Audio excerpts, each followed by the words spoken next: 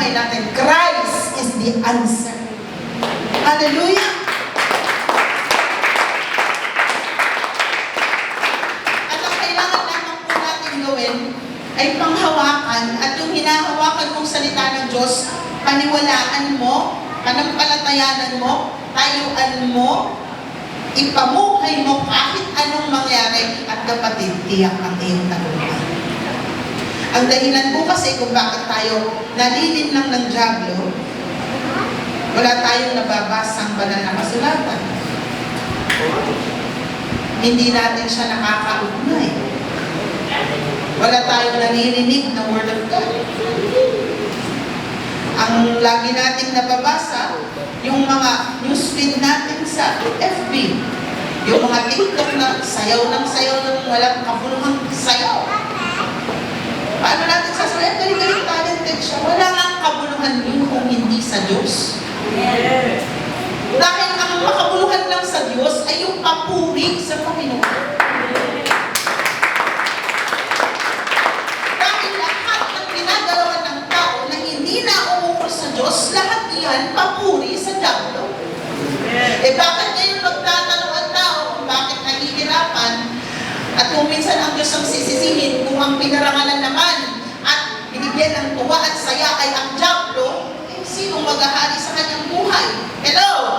Yeah. Kaya nga, ang kaibahan ng mananampalataya, kapatid, nalaman mo ang katotohanan, sa katotohanan ka mabuhay para hindi ang pagdiwang sa buhay mo ang dyablo. Yeah. Kundi ang maluwalhati ay si Jesus. Hello, mga kapatid. Hindi lang sa panahon ng panambahan, kundi yung sinasabi ni Apostol Pablo, buksan po natin ang Roma chapter 12. Romans chapter 12.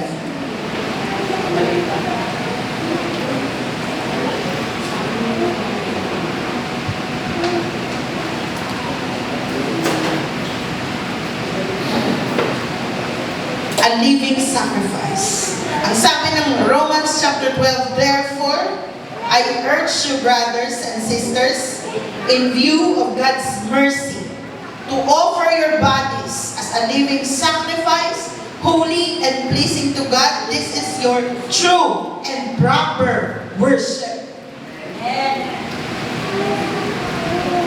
At ang tinutukoy po ng sumulat po ng aklat ng Roma, tingnan nyo nga po ang alalahanin. Gusto Pablo ba ito? Roma. Sa mga taga-Roma. Sino ba pumayo? Yes, sa Apostle Paul. At ang tinutukoy po ni Apostol Pablo dito na true worship is not only in times of praise and worship,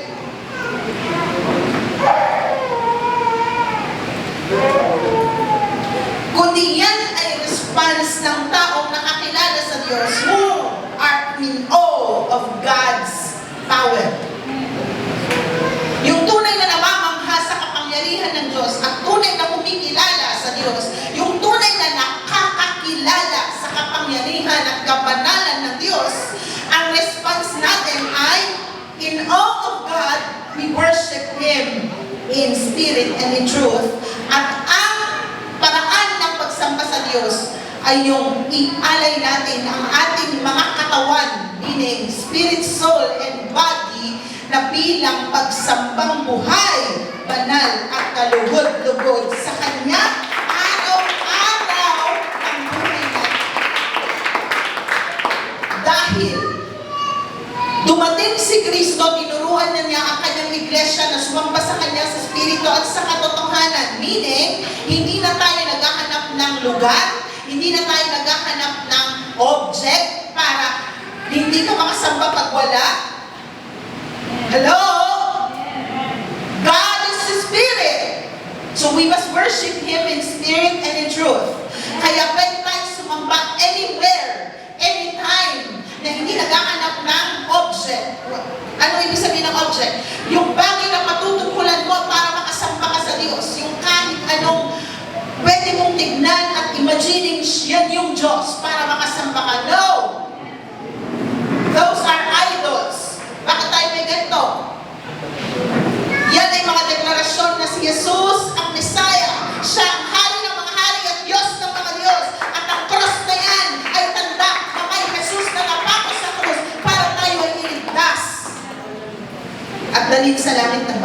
pero hindi tayo sumasamba sa mga bagay na yan, kundi mula sa puso natin, sinasamba natin ang Diyos na kilala natin napakadakila at napakabuti na iniligtas sa ating buhay. Kaya kahit wala ka sa church, kasi ang mga Israelita noon, kailangan nila ng dambana. Kapatid, your life alone ay dambana at bantayo ng presensya ng Diyos. Ano yung kanta natin? Sabi niya, ano? I sense, that's a sense daw yung proof ng presence ng Lord through you and me. Anong kanta yun? Alala niyo ba ba? Leave me a stone, that's niya. Ano yung verse nun? Yung verse niya.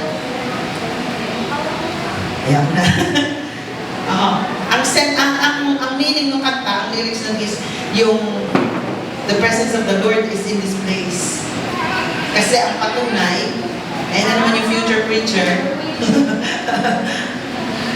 ang patunay daw ay ang kapangyarihan ng Diyos, yung glory ng Lord na nasa bawat isa sa atin. Kaya nga, di ba sabi niya, I love you with the love of the Lord. I can see in you the glory of my King. Why? Dahil tinanggap natin si Jesus as Lord and Savior ng buhay natin. So hindi lang natin kinilala at tinanggap si Jesus ng bibig. Maging aral sa atin at tinuturo sa Bible, sa Old Testament, sa mga Israelita na sinasabi, malapit ang kanilang mga labi, pero ang layo ng puso. Yung puro lang, praise the Lord, hallelujah, I'm a Christian, I'm born again, lahat, pinoconfess. Pero when it comes to the heart, parang hindi na circumcised, parang hindi na bago, parang hindi naging Kristiyano. So yun yung ipinunta ni Jesus. Isa sa mga layunin ng Panginoong Jesus kung bakit siya bumaba, para itama ang mali ng kanyang bayan. Para ipakita ang tunay na pananampalataya sa Diyos, ito yun. Hindi mo lang dapat minimemorize ang salita ng Diyos, hindi mo lang yan dapat dinideklara, ipinamumuhay dapat. Tinatayuan. Yung dapat ang makita sa'yo. Bawat Kristiyano, isang bukas na Biblia na binabasa ng mga kapitbahay, binabasa ng mga kapwa, binabasa sa trabaho, binabasa sa eskwelahan, binabasa kahit saan tayo pumunta, because Jesus is residing in our hearts, tinanggap natin siya as Lord and Savior, nakatira siya sa ating puso, at kung siya nakaupo sa trono, makikita nila ang kaluwalhatian ng Diyos. Sa kahit anong season ng buhay natin. In every season of our lives, in every situation, in any case, in any circumstance sa buhay natin, let the glory of God be seen through your faith in God. Hallelujah. Praise the Lord. Kaya nga po mga kapatid, sinasabi po ni Apostol Pablo sa bawat mananampalataya sa mga taga-Roma, at siya namang pinananalaminan natin sa ating panahon, na ang susi ever since. Ang Bible from Genesis to Revelation, isa lang talaga ang hinahanap ng Diyos. Masunuring puso. Amen. Kapatid, uulitin natin at bigyan natin ito ng tingin. Itaas ang dalawang kamay, ang lahat ng tumanggap kay Kristo bilang Panginoon at tagapagligtas. Itaas niyo po ang inyong mga kamay. Mataas na mataas yung kitang-kita ng Diyos. Hallelujah. Praise God. Salamat po sa inyong mga kamay na nagdeklara ng pagtanggap. Hindi lamang for the sake of ritual, hindi po ritual yan. Puso sa puso po yan sa Diyos. Amen po ba? Kapag sinabing tinanggap mo siya bilang Panginoon, siya ang masusunod, siya ang hari. At tunay na siya ang nakaupo sa ating trono. Pag sinabi niyang, anak, bangon na, manalangin ka na, susunod ka. Sino po ang ginigising ng Diyos para manalangin? Amen po ba? Sino po ang binubulungan ng banal na spirito? Anak, magbasa ka ng Biblia. Amen. Sino ang kinakausap ng banal na spirito? Anak, lagi kang sumamba. Parang pahinan. Sabihin mo sa katabi mo, may pagkakataon pa. Hindi pa huli ang lahat.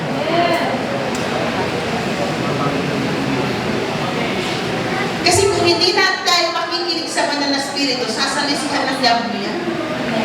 Kasi ang diablo, yung mga hindi pa nakakakilala, hindi niya problema yan. Alam niyo po ba yun? Ha? Hello, kausapin niyo po ako. Nakafocus po ba kayo sa sinasabi ng banal na kasulatan?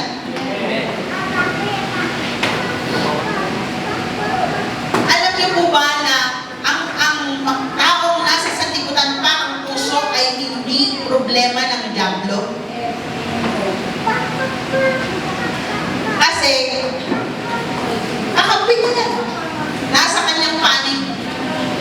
Ang tinatarget ng kaaway na wasakin, patayin, at panghinain at agawin ay ang mga mananampalataya.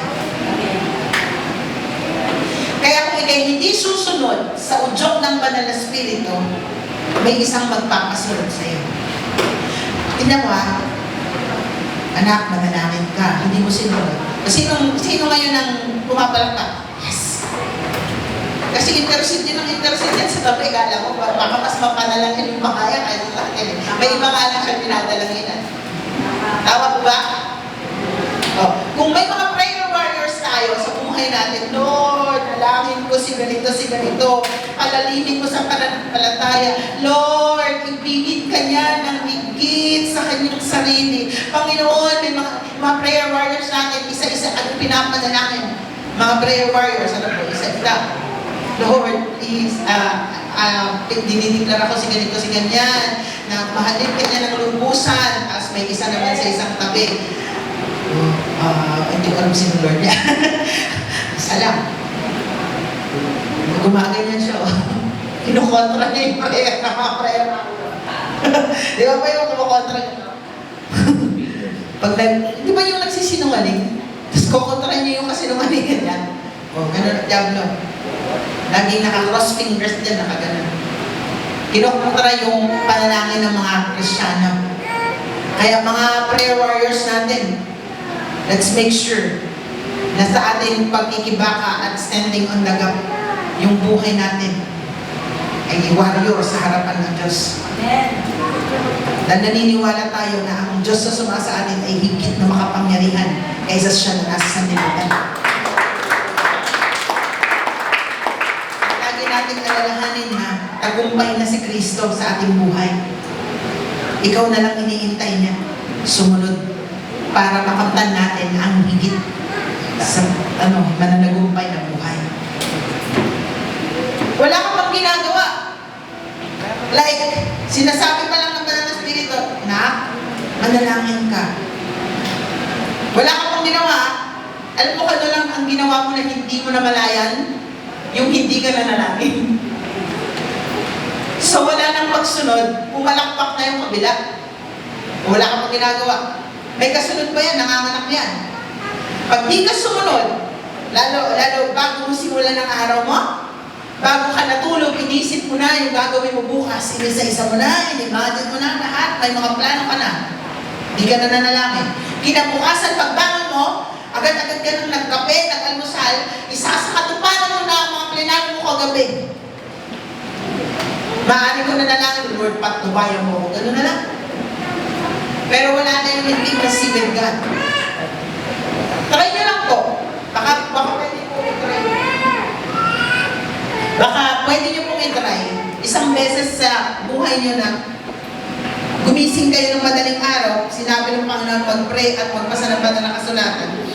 Try nyo lang subukan. At hintayin nyo yung presence ni Lord at kanyang pangungusap. At kung hindi maganda experience nyo, di ba nyo ituloy?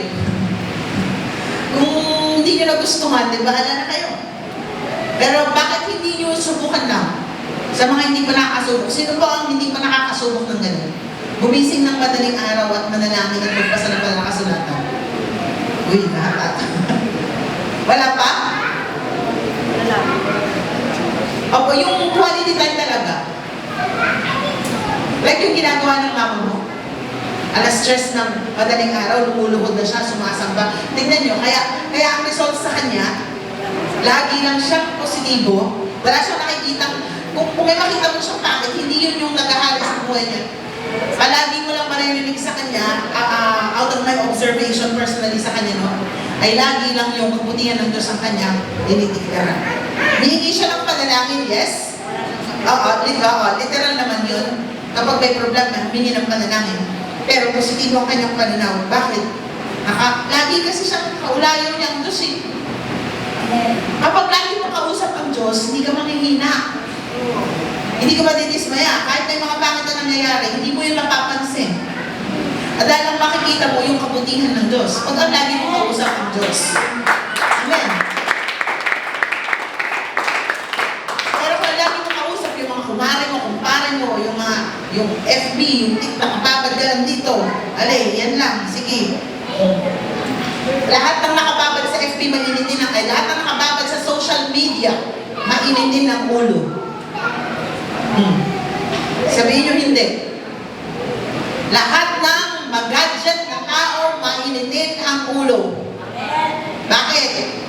Easy access. Walang patience. Patience. Walang tiyaga. Endurance. Wala. Kasi ganun mo, isang click mo lang. Kita mo na yung gusto mo. Maniwala kayo sa hindi, pag nag-loading yan, susuntukin niyo yung cellphone. Ibabato. See? Walang patience. Bakit? For isang click lang, andyan na. Wala nang patience sa buhay. Kaya pag may pinagdadaanan, hindi na kahit lang. Gigigil. Hello po. Kaya huwag natin ibabad ang ating sarili sa mga ganyang bagay. Huwag natin mahalin ang sanlibutan. Ang Diyos. Kasi hindi tayo habang buhay dito mabubuhay. Lahat tayo mamamatay. Kung dumating ang Panginoong Jesus na hindi pa tayo namamatay, uwi tayo ng langit. Hindi talaga tayo dito nakatira. Nakikipamayan lang po tayo. Kaya huwag natin itong mahalin. Amen. Don't get attached sa world. Kaya sabi niya po sa ating pinabasa, ano sabi niya po? Therefore, I urge you, brothers and sisters, in view of God's mercy, alang-alang sa awa ng Diyos, sa kanyang kaawaan. Naawa ang Diyos sa atin eh. Sabihin mo sa katabi mo, naawa ang Diyos sa iyo at sa amin. Bakit tayo mga answered prayer? Naawa ang Diyos. Hello!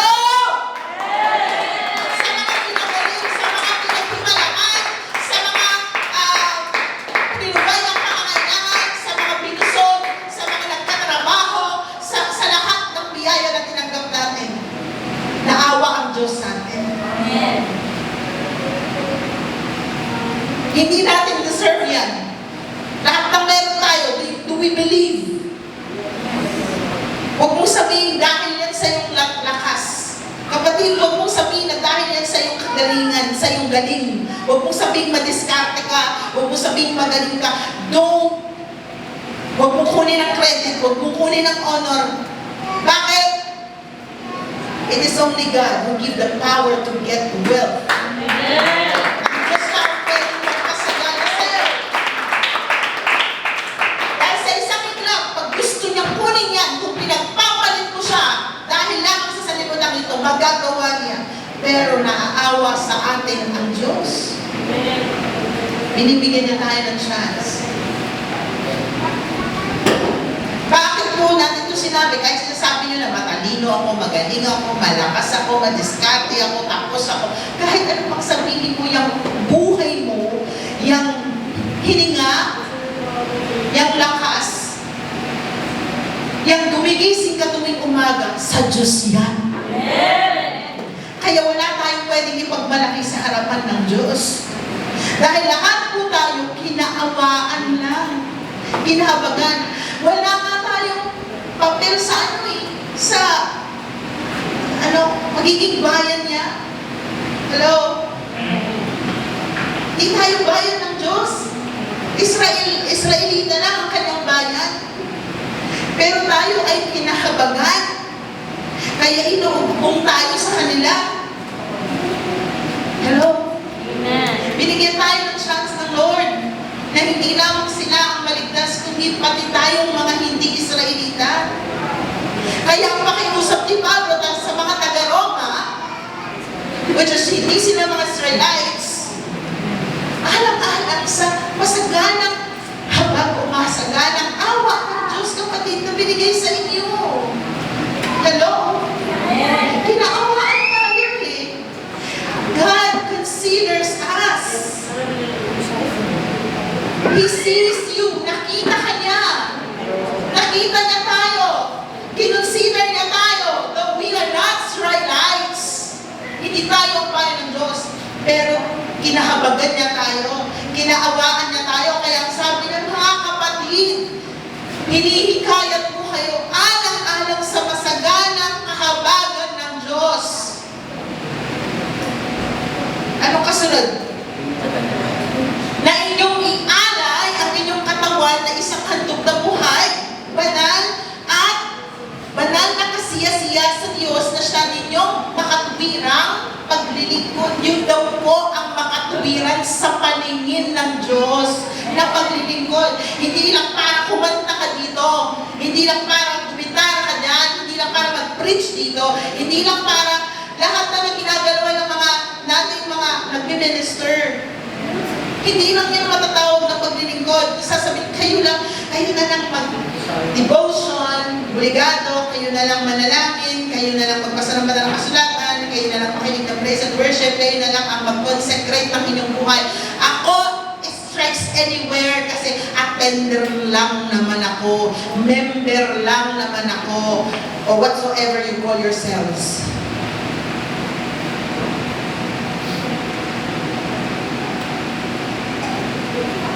Lahat ng nanalig ay lingkod ng Diyos. Amen. Sabi, lahat ng gawin mo, gawin natin sa ngalan ni Jesus. Dahil lahat yan ay paglilingkod sa Diyos.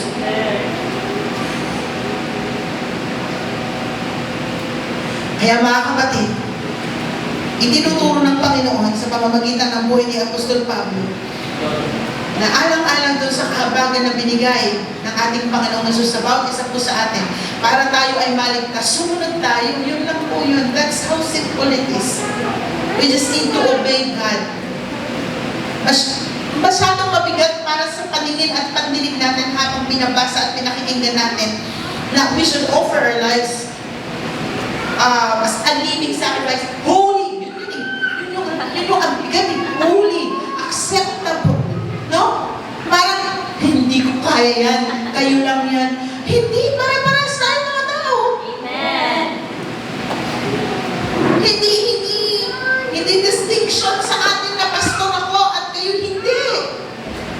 Dahil isa lang ang common denominator natin, tao tayo. Kung nagkakamali nga, nakakamali ako. Kung mahina ako, mahina kayo, mahina tayong lahat. But we can do all things through Christ who strengthens us. If we obey Him. Ang pagsunod sa Diyos ay hindi lamang obligasyon ng mga manggagawa at mga leaders. Kaya tayo nag-church para sumunod kay Kristo. Para ating makamtan ang bunga ng kahabagan ng Diyos na kaligtasan. Kasi baka mamaya makampante tayo na Christian na tayo, tumanggap na tayo, ligtas tayo. Kapatid, we need to work out on our souls. Kasi ang soul na ito, sinasanctify pa yan. Hindi pa yan ganap, kapatid. Hindi pwedeng maghiwalay ang espiritu, kaluluwa at katawan. Kaya sabi ni Apostol Pablo sa kanyang mga salita, let your spirit, soul, and body be sanctified sa pamamagitan daw ng buhay na tubig na salita ng Diyos para pagdating ni Jesus, datnan daw tayong malinis at walang kapintasan. Yun ang kaligtasan na ipinapangaral po sa atin. Ang spirito natin buhay na sa harapan ng Diyos. buhay na. Ang katawang ito, sunod-sunuran lang po yan, kapatid. Remember, your spirit is now alive in God. Kasi yung Holy Spirit nasa iyo. Pero kahit nasa yung Banal na Espiritu, natinig siya ng tinig. From time to time, kung di mo naman susundin, hindi mo work out ang soul natin. Ano ba yung soul na yan? Yung isip natin, yung emosyon natin, yung gawa natin. Yan ang soul na makasalanan. Yan ang nagkakasala, yan ang masuwayin, yan ang matigas ang ulo, yan ang pahamak. Yung isip natin, yung damdamin natin na yan. Na lumalabas sa ating mga gawa. Alam po ang ating kaluluwa para mag-distinguish nyo ano yung workout natin. Alamin po ba kung ano lang po pwedeng maglinis dyan, mag-workout dyan, kung ano ang tutulong dyan? Salita ng Diyos. Kasi yan ang pagkain ng ating kaluluwa. Kaya sabi sa Matthew chapter 4, verse 4, hindi lamang sa tinapay na bubuhay ang tao, kundi sa bawat salita na mumutawi sa bibig ng Diyos. Yung katawang ito kumakain ng pagkain ng pisikal na nakikita natin, pero ang puso natin, isip natin, nalalabas sa gawa, salita lang ng Diyos ang tamang pagkain dyan. Kung pakakainin mo yan regularly, if you will feed your soul regularly with the right food, hindi na sa atin mahirap to offer our lives as a living sacrifice, holy and acceptable to God. Dahil ang holiness sa Diyos ay ang obedience natin. Amen. Even sa Diyos, nagkakamali pa din tayo, kaya binayaran na nga niya ang kasalanan iyan sa krus. Ang kasalanan mo ngayon, kahapon, ngayon at bukas, bayad na po yan. All we need to do is to repent and ask forgiveness. Pero huwag naman tayong manahan sa kasalanan. Sabi natin ni Apostol Pablo, huwag daw natin gamitin ang ating kalayaan para bigyan ng kaluguran ang kahinaan ng laman. Sabi niya, you are free. We are all free. We have been set free. And whom the Son sets free is free indeed. But do not use your freedom para daw po bigyan ng kasiyahan ng kahinaan ng laman. Kahinaan ng mata. Lust of the flesh. Lust of the eye. Pride of life. Yung natural yung masasaktan ka pag tinutuwid ka. Pero ang magalit ka at manahan ka sa sama ng loob, yan ang hindi tama. Yung ayaw na pagsasabihan, ayaw nang naitutuwid, ayaw nang napapangunahan, kapatid, i-work out natin yan sa Banal na Espiritu. Tutulungan tayo ng Banal na Espiritu sa pamamagitan ng salita ng Diyos. Anong sabi ng salita ng Diyos? Ang nagpapakataas, ibabagsak. Pero ang nagpapakababa, itataas. Amen. Amen. Na kung siya ang Diyos, nagawang magpakumbaba hanggang kamatayan sa krus, hindi niya ibinilang ang sarili niya bilang Diyos. Bakit? Inubad niya ang katangian ng pagka-Diyos. Ano yan? Holy. May authority and power and all dominion nasa Kanya para utusan ng lahat. Pero yon, hinubad niya sa sarili niya. Bakit? Pinatunayan niya yun sa krus ng Kalbaryo. Hindi siya nanlaban, hindi siya nakatuwiran. Tayo ba ang pinagpinalan? Ano sabi niya, Ama, patawarin mo sila, hindi nila alam ang kanilang ginagawa. They're innocent, forgive them, Father.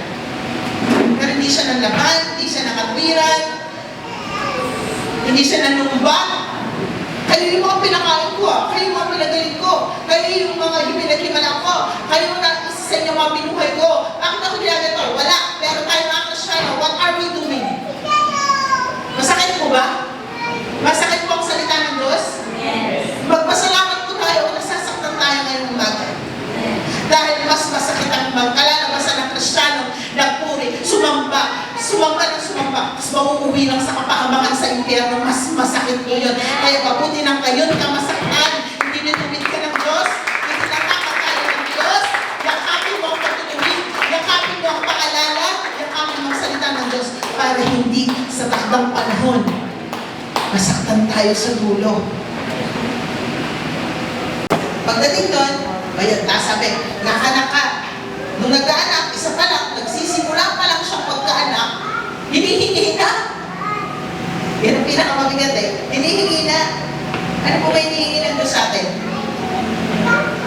Mga Isaac natin.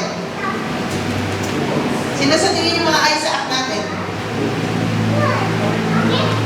Iba-iba naman yan eh. Hindi naman basta alam kung sino yung kung ano yung pinapahalagahan mo. Yung hindi mo maisuko-suko sa Diyos yan na Isaac mo. Pera. Either pera, panahon, diretsahan. Ganun naman si Lord, nagdidiretsa. Para tayo ay kanyang maituloy. Ha? So, kung meron tayong mga hindi maisuko sa Diyos, yan mga Isaac. Oh, yan ang nangyari. Ano gusto niyo makingin sa inyo? Oras o anak? Oh, sige nga, si Nico, diretsahan niya. Ano kayo, pag hiningi sa'yo ni Lord si Zach, sabi niya, hindi ko bibigay, hindi ko kaya. Oh.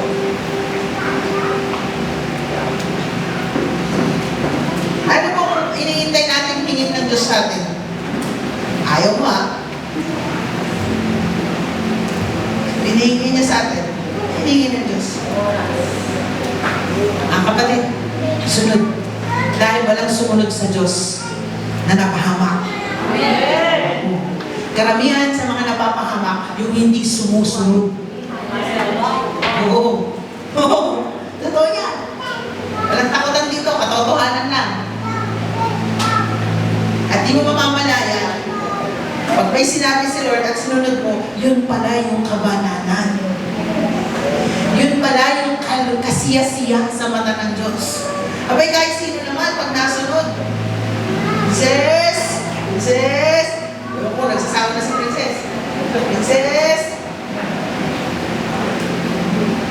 Pero alang-alang sa masaganang kahabagan ng Diyos, tama ang ginagawa mo, Princess, sumusunod ka.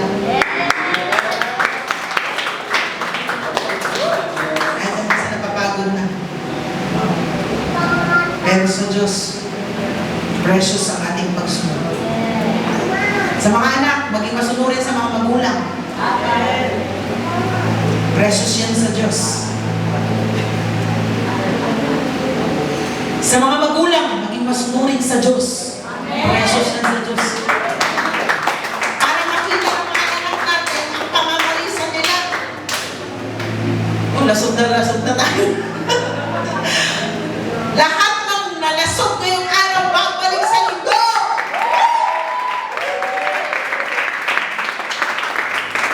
Obedience is better than sacrifice. Show our faith to God. Don't just pray, Lord, ang aking mga anak, ingatan mo. Ang aking mga anak, tawagin mo. Ang aking mga anak, magkaroon ng pananalig sa'yo. Ang aking mga anak ay magpaglingkod sa'yo. Kapatid, mauna ka. Mauna ka. Hello? Walang pamamalisan yan. Mga magulang, if we want our children na magkaroon ng pananalig sa Diyos, i-observe nila ang batas at salita ng Diyos, ipakita natin sa kanila. Huwag mo lang sila itulak papuntang church. Magsamba kayo. Sabi mo, sumamba tayo. Para may pamalisan sila. Ano mapapalisan nila kung wala silang makita? Amen po ba mga kapatid? Butas-butas na po ba ang katawan natin? Tayo po ba ay kinamanan ng chaplain ng salita ng Diyos? Mabuti naman kung gano'n. Amen. Sarap pagtuwid ng Diyos, no? May pag-ibig. Ang Diyos ang sumugat, ang Diyos ang maghihiro. Ang Diyos ang namalo, ang Diyos ang yayakap. Siya naman ang ating Ama at siya ang ating kaligtasan. Kaya mga kapatid, ihandog natin ang ating buhay bilang banal na handog at kalugod-lugod sa harapan ng Diyos. Kasi doon palang malulugod ang Diyos sa bawat hallelujah mo, sa bawat praise the Lord mo, sa bawat awit mo, sa bawat pagtaas mo ng kamay, sa bawat palakpak mo, sa bawat malalakas na sigaw mo na papuri. Doon pa lang siya malulugod pag sumusunod ka sa Kanya. Pero kahit patinin mo, litid mo, kahit gano'ng kaganda ang boses at vibrato mo, kahit gano'ng ka-perfect ang pag-bass mo, pag-drums mo, kung walang pagsunod, maruming basahan pa rin sa harapan ng Diyos ang ating mga ginagawa. Sayang. Pagdaan sa pagsubok ng apoy, sunog. Lahat tayo gaganon sa langit. Walang gantimpala na sunog. Dahil hindi kinalugdan ng Diyos. Kaya mauna na sumunod. Nagkakaintindihan mo ba tayo? Yan ang faith na hinahanap ni Lord at pagsambang nakakalugod sa Kanya. Pag may pagsunod, lahat ng gagawin mo, kasiyasiya. Kahit sa mga anak natin, di ba po? Yung masunurin, iba yung karamdam natin eh. Pag makulit, mahal natin, pero medyo napapakamot tayo, no? Yung katulad nakikita ko pinupost yung Sister Angel, no? Yung pangalan niya, sabi. Lahat naman ng anak mo, I believe. Ano yan? Bababae. Pero syempre, panganay, example, walang girlfriend na niya, aral mabuti, deserve niya ang reward. Diba? Kasi masarap rewardan pag deserve. Kasi yung kakamot ka, sige na nga. Opo. Ganun din tayo sa Diyos. Sabi ng Diyos, eto, kailangan mo mabuhay eh. Sapat. Sapat.